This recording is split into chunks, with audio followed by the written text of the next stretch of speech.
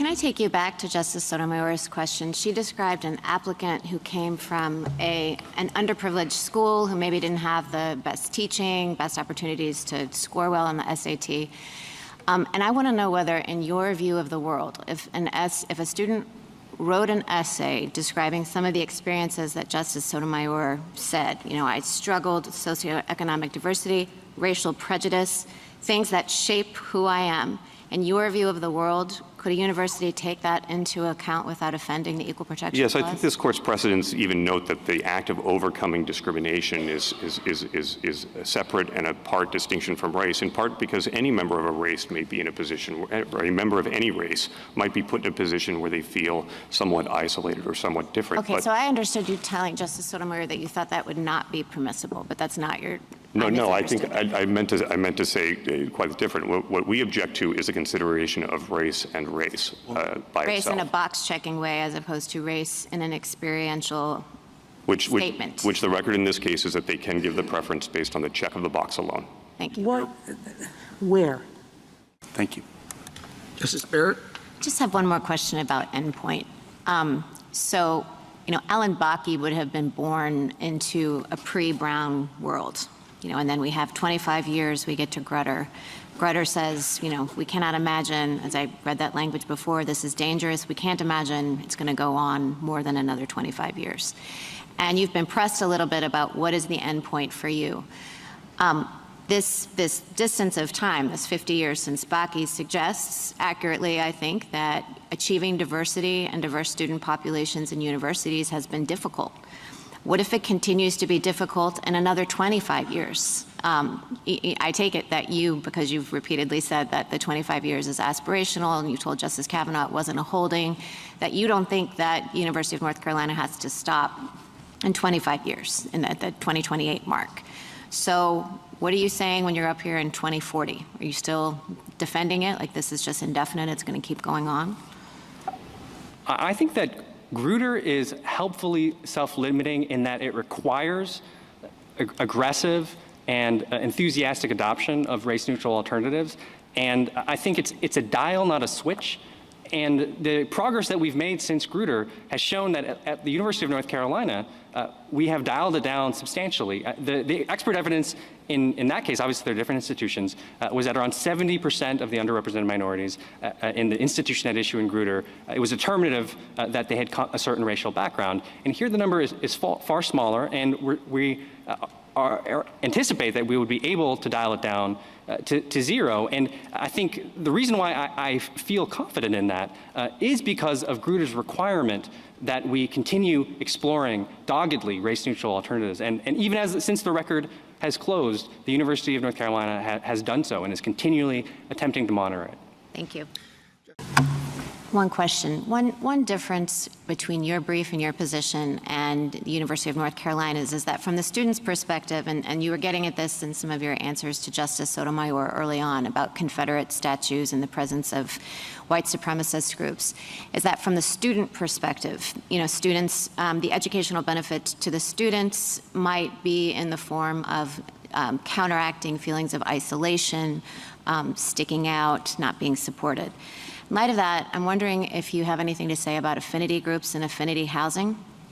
I think one thing, at least insofar as I'm aware, at the time Grutter was decided, and certainly Bakke, that kind of a phenomenon where you have groups, say, where, black students and allies can live, or, black student groups, same for, Hispanic groups, et cetera, was not a phenomenon that was around then. And I think one of the benefits is that it allows minority students to band together to reduce some of the feelings of isolation that you've been talking about. Do your clients have a position on that, and whether that would be, because whatever we say, or however broadly we wrote this opinion, that rationale about the educational benefits of diversity presumably might have some bearing on those questions that are post-admission questions. Yes, Your Honor. So, those do invite, very difficult questions, and I think that's how and why a potential colorblind ruling from this court, may disrupt things even further, but also about how, certain conditions may apply on a case-by-case basis. So may not be making too much sense with what I just said there. But, in the terms of affinity groups, for example, research shows that affinity groups have incredible benefits, not just, for its own members, but in helping the broader community understand, for example, racial and cultural issues, that they might raise.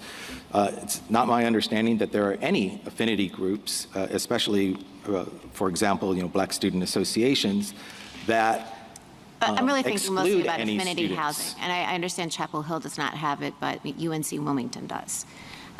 Would your clients have a position on affinity housing? I do not know, Your Honor.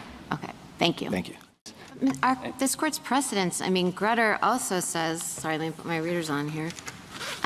Using racial classifications are so potentially dangerous, however compelling their goals, they can be employed no more broadly.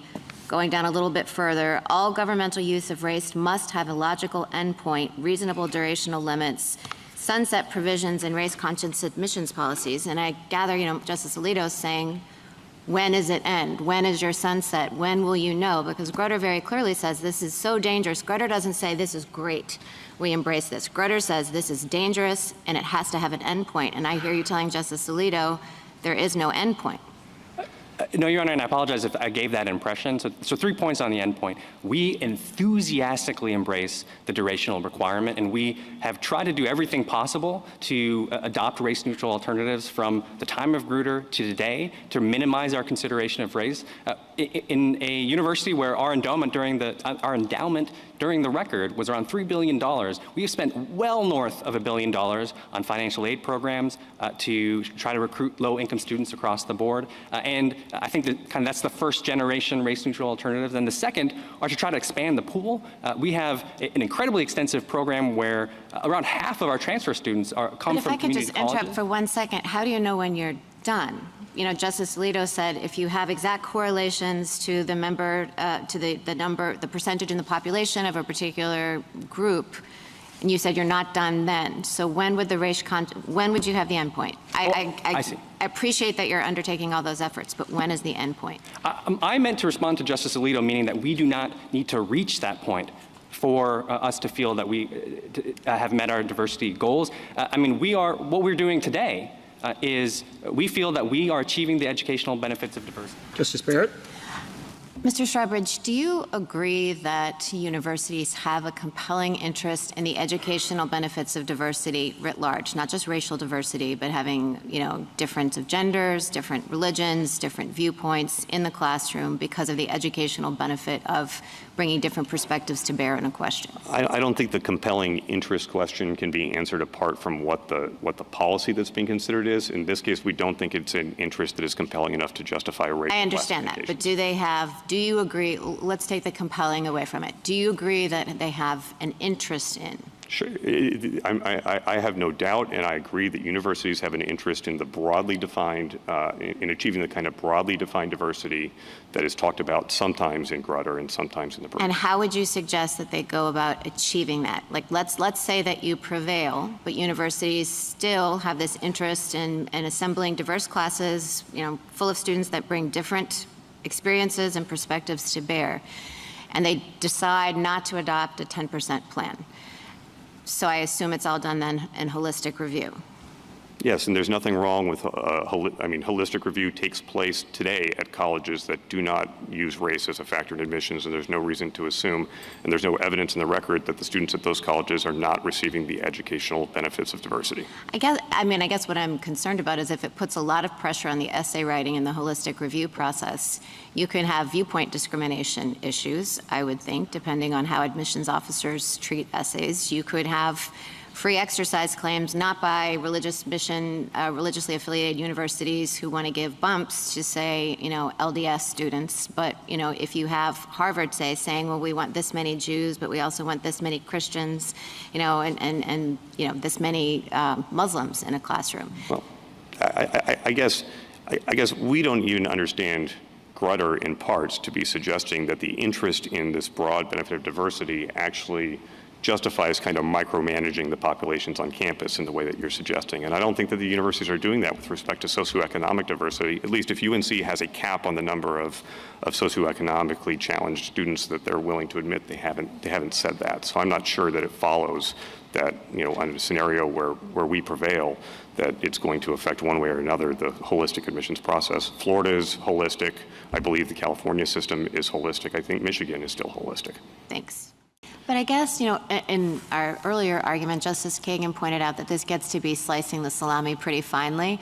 I mean, it's one thing to say, yes, that shows resilience because you've written about overcoming discrimination. And a student could write about any number of obstacles that they've overcome, from physical disabilities on down the line. But what if, you know, Justice Jackson had asked in the last argument, you know, about pride. What if an applicant wrote an essay about how integral their racial identity was to them as a source of pride, and the cultural attributes of the racial heritage were very important? Would that be okay, even if it were all intimately tied up, say, with, you know, the traditions of a Mexican family?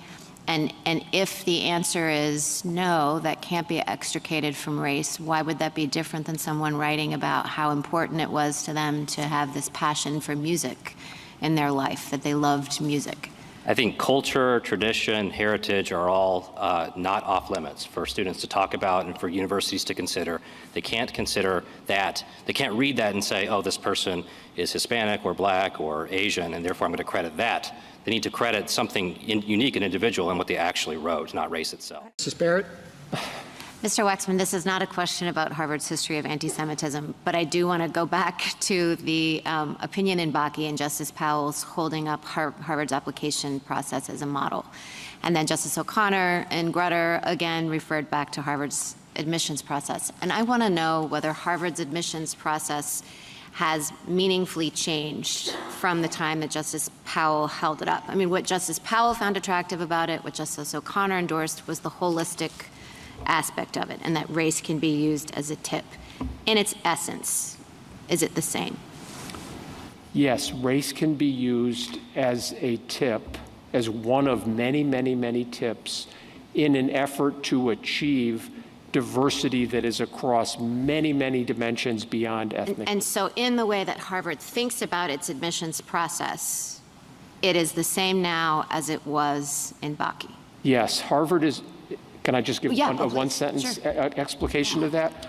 What the Harvard Admissions Committee is attempting to do, with the benefit, the luxury of a pool of applicants that is supremely qualified, is to bring together a class of 1,600 matriculants who are best, in the judgment of the admissions committee and the faculty that oversees it, are best able to learn from and teach each other as an organic whole. So my question is, we've been talking a lot about endpoint, and my question is, so Bakke was, you know, almost 50 years ago now. If Harvard's admissions process is essentially the same in the way that it accounts for race and thinking about endpoints, and I recognize and you describe some of the things that Harvard is doing to try to recruit more minority applicants, but why are we to think that there will be an endpoint? And Grutter's pretty insistent. I mean, Grutter says the requirement that all race-conscious admissions programs have a termination point. So there has to be one, and if it really hasn't changed much since Bakke. So the system, that is, we're taking race into account as one factor among many. Obviously, the extent to which race qua race is a factor is dependent on the extent to which so-called race-neutral alternatives have already helped Harvard to matriculate a class that is diverse along this dimension and others. And Harvard does track its progress in this regard and accommodate the admissions process. For example, in terms of where we are, when will we get there? You know, the record contains, you know, any number, a faculty committee study, a working group, a task force, all of which made reports about this, but it also annually does a comprehensive survey of its graduating seniors and asks them questions that go to this. And the survey and the record on the benefit side, I think to Harvard's great satisfaction, showed that 2/3 of all of the seniors said that their Harvard experience strengthened their ability to relate to people of different races, nations, and religions, and 70% said that Harvard's experience had led them to seriously question or rethink their beliefs about a race or ethnic group different than their own. But that's showing the educational benefits of diversity, right? And it shows Right. that in terms of, are we there yet? You know, we're not going to achieve 100%. Honestly, 70% is pretty darn good. And it would not have been, at the time that Harvard wrote its brief in the Bakke case and at the time that Grutter was decided, those were not the statistics. So you think you're getting closer to a termination point? We are very definitely getting closer to a termination point, both in terms of engineering race-neutral alternatives, but also achieving a class that is diverse across religious, viewpoint, racial, ethnic, academic, political. Yes, we are proud of the progress we made. As Dean Smith said, we still have work to do, including with respect to the way in which we treat students and allow students to interact with each other once they get here. Okay, thank you.